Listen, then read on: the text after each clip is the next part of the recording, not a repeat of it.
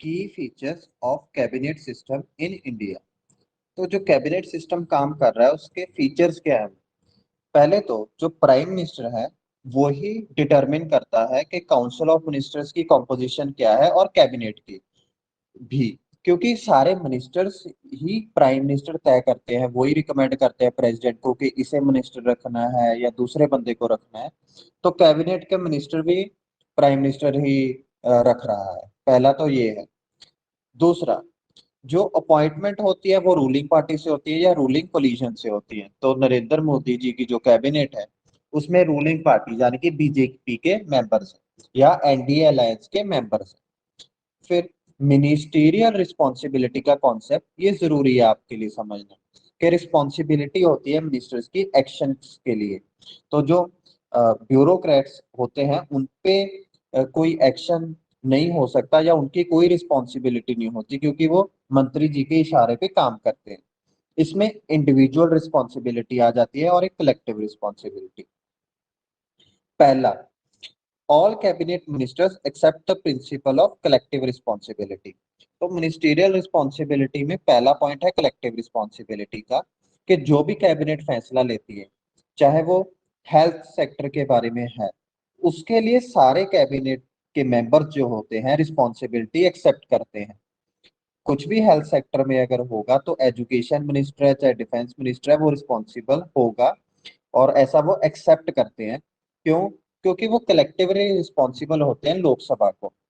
तो collective responsibility का ये एक कॉन्सेप्ट है। कैबिनेट जब भी फैसला ले रहा है तो क्योंकि इकट्ठे बैठ के ले रहे हैं तो सभी को ये एक्सेप्ट करना होगा कि उनकी जिम्मेदारी है। दूसरा, इंडिविजुअल रिस्पॉन्सिबिलिटी।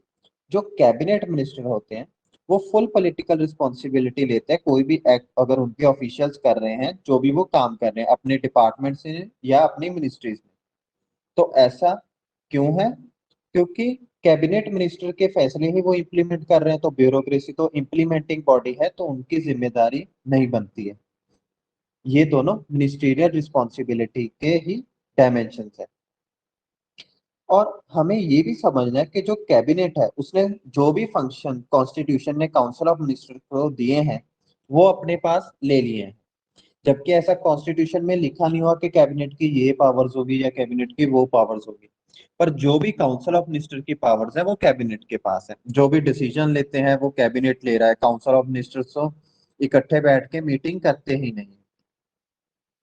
और जो कैबिनेट है ये पार्लियामेंट का क्रिएचर है, क्योंकि पार्लियामेंट का जो है समर्थन वो चाहिए किसी भी कैबिनेट को। अगर समर्थन नहीं है तो सरकार गिर जाएगी।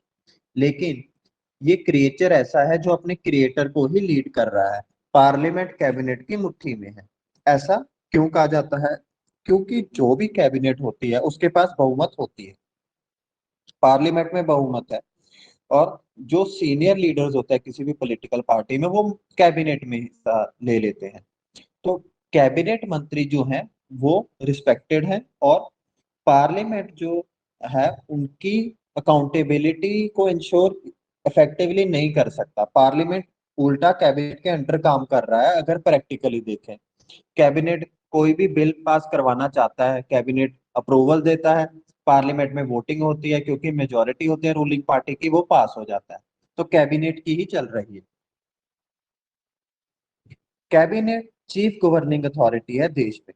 जो डिसीजन मेकिंग अथॉरिटी है चीफली वो कैबिनेट की है। पूरे देश के डिसीजन कैबिनेट में ही होते हैं।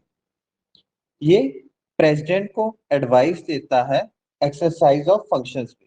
मतलब जो भी काउंसिल ऑफ मिनिस्टर का फंक्शन है कॉन्स्टिट्यूशन में दिया गया है कि जो काउंसिल ऑफ मिनिस्टर है वो प्रेसिडेंट को एडवाइस देंगे और उस एडवाइस पे प्रेसिडेंट सारे काम करेंगे। तो प्रेसिडेंट जो नॉमिनल एग्जीक्यूटिव हैं जो भी उनकी पावर्स है वो इनडायरेक्टली कैबिनेट एक्सरसाइज कर रहा है। मतलब रियल एग्जीक्यूटिव कैबिनेट ही है। काउंसिल ऑफ मिनिस्टर का फंक्शन इन्होंने ये वाला भी ले लिया है। लेजिस्लेटिव लीडरशिप प्रोवाइड करते हैं ये, मतलब डोमिनेट करते हैं पार्लियामेंट को। ये पॉइंट हमने पहले ही डिस्कस कर लिया कि जो भी इनएक्टमेंट वगैरह है ऑर्डिनेंसेस वगैरह हैं वो कैबिनेट में ही पहले अप्रूव होते हैं। फिर पॉलिटिकल लीडरशिप होती है इनकी देश में, तो यही है लीडर्स ऑफ द नेशन। जो भी ये कैबिनेट मिनिस्टर्स कर रहे हैं ये पॉलिटिकली मतलब जो पावर स्ट्रक्चर है भारत में उसको लीड कर रहे हैं, उसके लीडर्स है। एडमिनिस्ट्रेटिव लीडरशिप भी गवर्नमेंट डिपार्टमेंट्स की इनके पास है, क्योंकि ये डिपार्टमेंट्स के हेड हैं या मिनिस्ट्रीज के हेड हैं और कंट्रोल कर रहे हैं ब्यूरोक्रेसी को। तो ये एडमिनिस्ट्रेटिव लीडरशिप का फंक्शन भी कैबिनेट ही परफॉर्म कर रही है। ये जो भी कैबिनेट मिनिस्टर्स हैं वो सुपरवाइज कर रहे हैं अपने लोअर हायरार्की को और एडमिनिस्ट्रेटिव डिसीजन को इम्प्लीमेंट करवा रहे हैं। पार्लियामेंट की पावर्स कैबिनेट ने इसलिए ले ली हैं। नॉमिनली पार्लियामेंट सुप्रीम है, रियलिटी में कैबिनेट सुप्रीम है भारत में, वही रियल एग्जीक्यूटिव है। इसलिए कहा जा सकता है भारत में जो सरकार है वो कैबिनेट ही चला रहा है।